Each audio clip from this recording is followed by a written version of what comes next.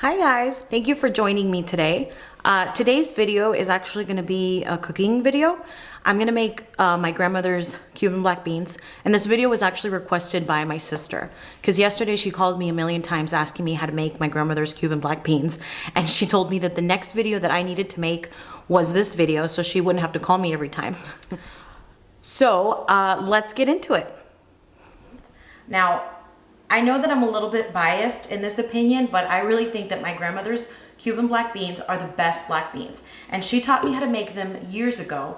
And there are a couple things that I've had to do different just because I didn't have some of the stuff that I needed. Like I don't have any sugar. She does require a small ½ tablespoon of sugar and green bell peppers instead of red bell peppers. But red bell peppers was all that Sprouts had, and with 2 kids with me, I did not feel like going to another grocery store. So that's the minor adjustments that we're gonna make to this recipe. So first I'm gonna go over all of the stuff that we actually need for the recipe. Now, I understand that I normally make this recipe with a pressure cooker. I understand that not a lot of people have a pressure cooker, and it takes 20 minutes to make the beans soft in the pressure cooker before you use them, and some people don't have that time.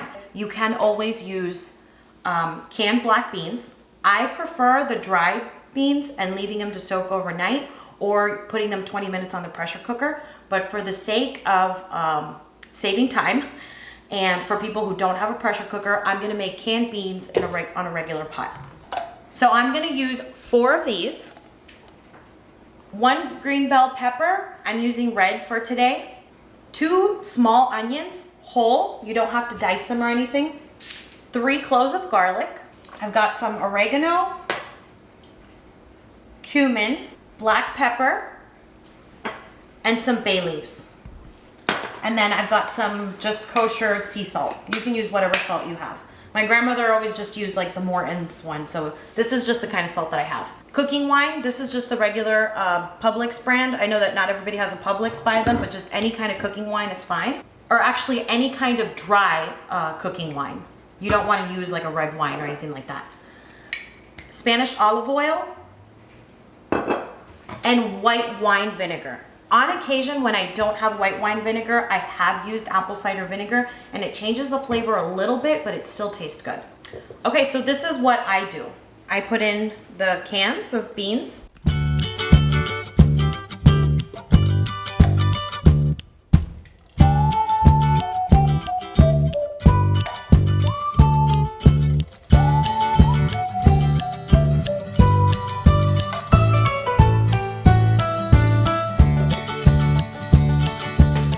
So I went ahead and put these on the stove. I set it to 6. You want them to get really hot, and then you're gonna bring it down to a simmer.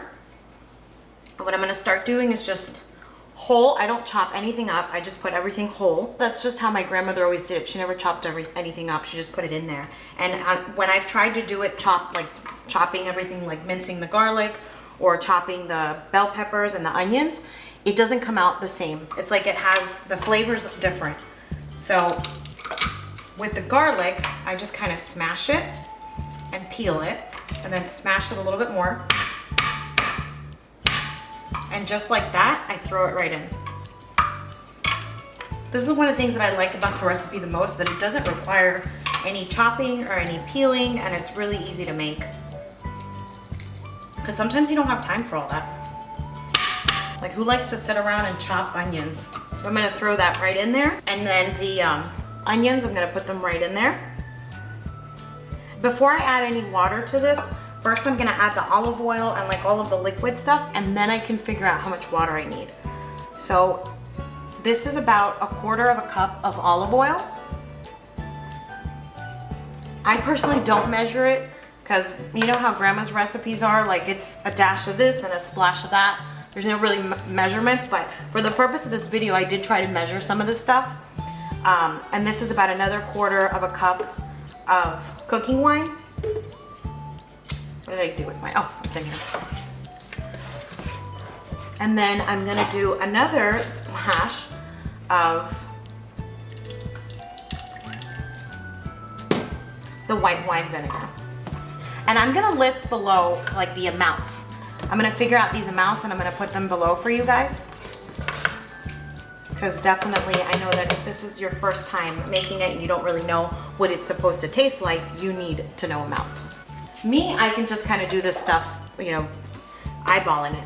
So I'm looking at it, and I'm gonna put 2 of these canfuls of water.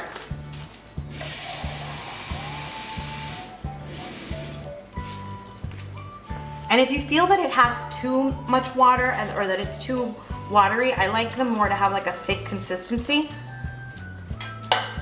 Then just leave it simmering for longer. And then that way the water will kind of evaporate and it'll give you the consistency that these beans are supposed to be. Okay, so now that I've done all the liquids, I'm gonna do the salt. Again, I will figure out for you guys how much this is, but it's like 2 big pinches of salt. This is literally how my grandmother taught me this recipe. Like a dash of this, a splash of that. So I'm gonna do 2 bay leaves. A couple of sprinkles of pepper. Yesterday when I was talking to my sister over the phone about this, she kept asking me, how much of this do I put in? And I'm like, just splash and taste. Like, I don't know, I never measure this stuff. So a couple of sprinkles of cumin, and now some oregano. I learned on the cooking channel that when you do like dried spices like this, you should like crush them in your fingers, and that brings out like the oils in them, and it makes it like the flavor come out. I'm gonna leave this, I'm gonna bring it up to a boil, and then I'm gonna reduce the heat to a simmer. I'm not gonna cover it, I'm just gonna let it sit there and bubble over and get thick, and let all those flavors soak into the beans and into like the liquid around it. So this is still simmering. I actually brought up the heat a little bit. I think it's better if it's like bubbling like this instead of on a lower setting, because it takes a little bit longer. You just have to watch it so that it doesn't burn and stick to the bottoms. But it's got plenty of liquid in it right now, so I don't think that'll be a problem. Normally, these Cuban black beans are made over or poured over white rice with some kind of protein, but this, because my husband's a vegetarian, I'm just gonna make it over some quinoa, and then I'm gonna put pico de gallo on top of it, and I guess I'm probably also gonna show you how I make that. Oh, I didn't buy lemons for it. Oh, well, I think I at least have 1 lime for it. Not lemon, sorry, lime. I'm gonna make the quinoa on the rice cooker. I'm gonna make the pico de gallo, and that's all we're gonna eat it with. Okay, so I'm making the pico. Don't judge me, guys. I forgot to buy lemon or lime, so I'm using a half a lemon instead. I've never made it like this before, but if you're making this at home, please use a lime instead of a lemon. So I did 3 plum tomatoes, and then I did like a quarter of a big onion, white onion, and now I'm gonna get ready to get a couple of these cilantro, chop it up finely, and then toss it in there, and that's pretty much all I do.